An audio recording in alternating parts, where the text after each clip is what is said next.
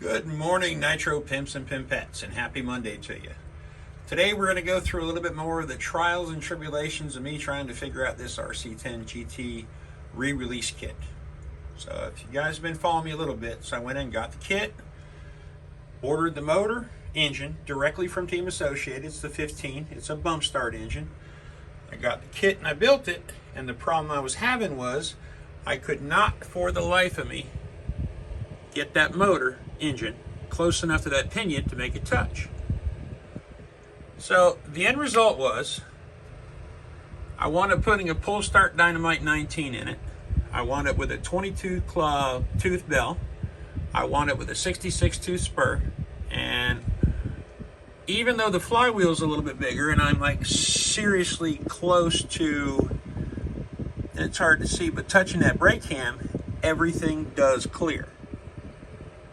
Make it happen, what I did is I took the little bump start ears, and by bump start ears I found an old rough incomplete original black pan chassis, which actually matches this one. The blue chassis are the GT2, that one came out a little bit later. But if you see on these mounts, you wind up with this little raised portion. I don't have the other mount. These bolt to the engine, then those bolt to your rear mount, and what that does, it raises the motor up to clear your pull start.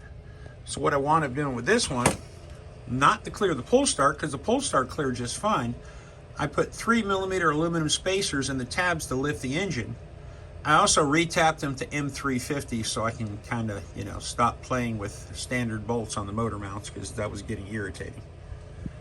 Now you look on the bottom, you could tell,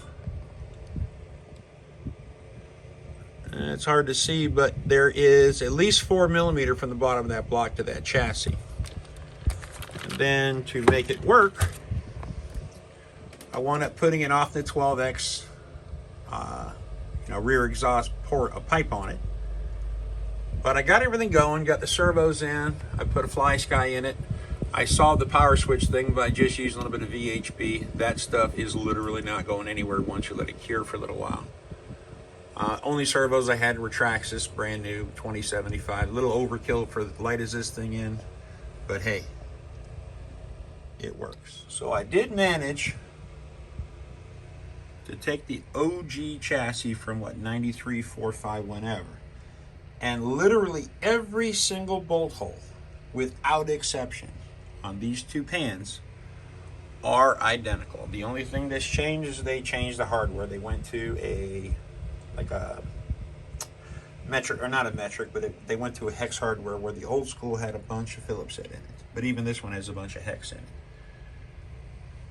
So guys, what I wound up with is I wound up with a running and driving RC10 GT, which was absolutely fun to build. The instructions were probably a 7 out of 10. There was a couple little fiddly things that, but by and large, it went together great. But just my intention was, as a Nitro collector, I was to buy the 60th anniversary RC10 GT re-release. I was going to buy their proprietary engine, with their exhaust, their clutch, their bell, their spur, everything else, paint the body up to body art, run it a couple times, and basically pickle it and put it on the shelf and say, hey, I have a mint perfect RC10 GT, and here's my other 6 or 7, which are well worn, battle scarred, but still run.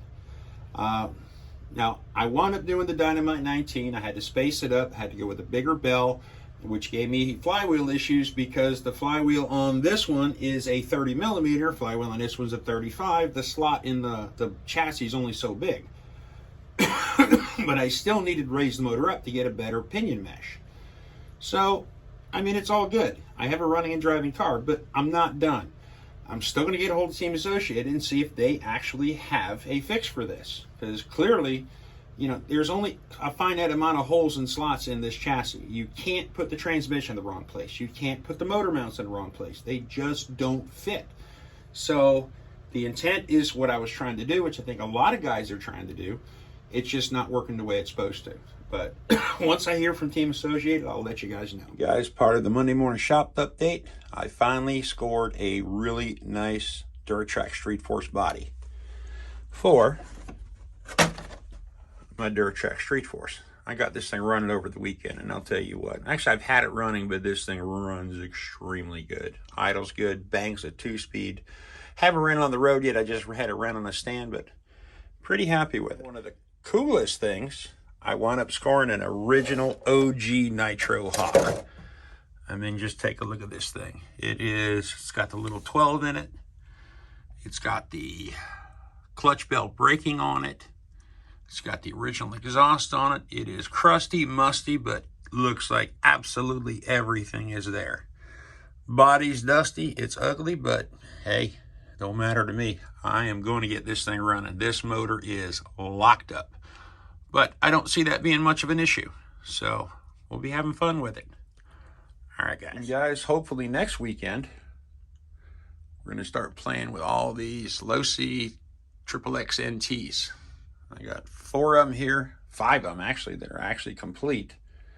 Because I want to say the month of April is going to be the month of the stadium truck. I got some MT2s to play with. I got a Rush, the F350. I got the 18SS. We have a whole bunch. Oh, wait a minute. Hey, look, there's a 7th low-C. Plus, I think I got a couple in the boneyard.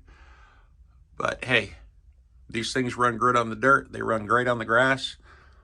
We'll have fun with them. All right, guys. I'll see you on the next one.